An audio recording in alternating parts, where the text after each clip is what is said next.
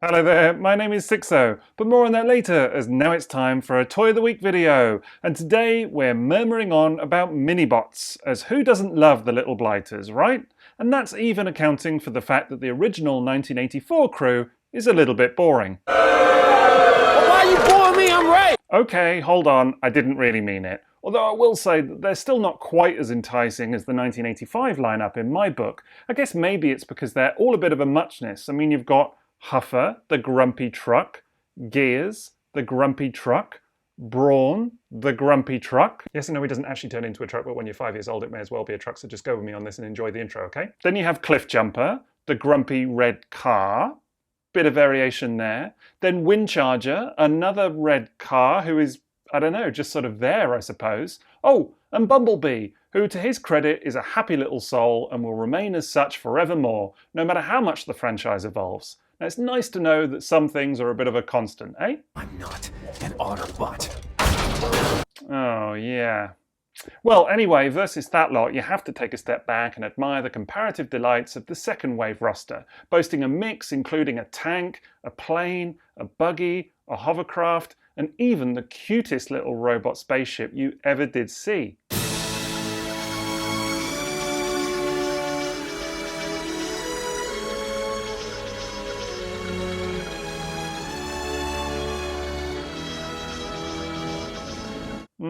Almost.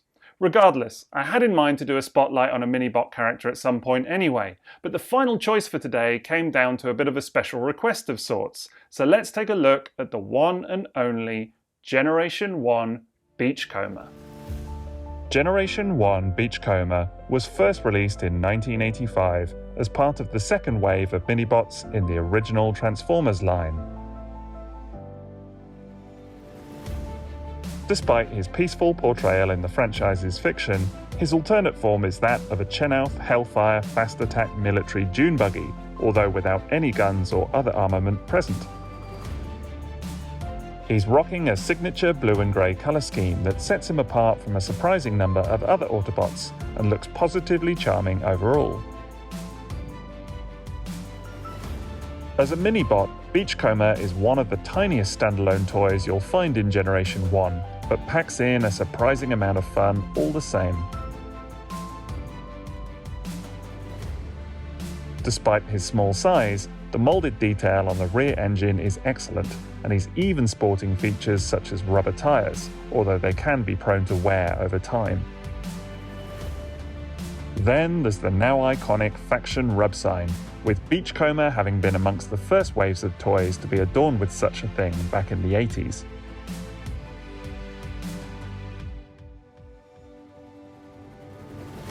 Overall, Beachcomber may be tiny, but his vehicle mode is anything but underwhelming.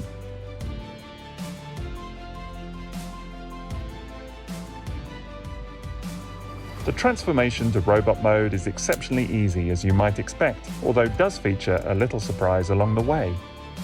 His legs require a strong pull in order to click them into an extended position, something that a lot of people will miss. It leaves you with a robot mode that never fails to make a warm impression, despite its compact class.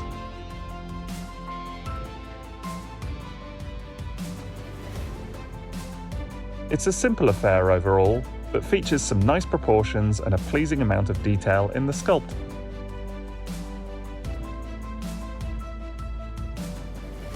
There are also some nicely colourful stickers on his chest, with a dash of yellow and red helping to break up the colour scheme a little. Sadly, one of them is missing on my copy.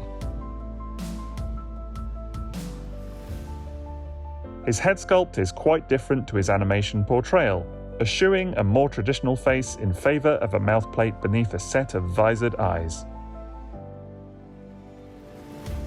However, it still does a terrific job at bringing to life the charm of the character as we know him from on-screen in the original Transformers cartoon. Beachcomber was famously portrayed as a pacifist in much of the early franchise fiction, and had a love of animals and nature far beyond many of his contemporaries. Overall, there's a lot to adore about this robot form, especially as he looks absolutely superb in a vintage Generation 1 lineup.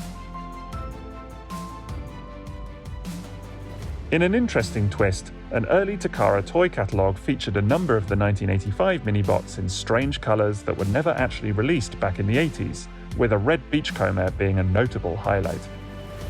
Although a number of the other designs eventually saw the light of day as an eHobby exclusive multipack, the red Beachcomber was only ever available as a knockoff of the official toy.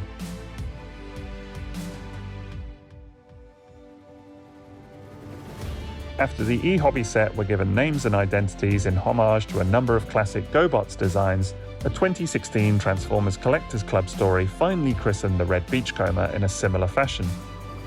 Now known as Buggyman, the red version is actually a Decepticon by designation, and overall makes a terrific counterpart to the official's cool blue look, even if it is a KO. It also looks fabulous with the official GoBots set, completing the lineup of Decepticons as they're portrayed in the surrounding fiction.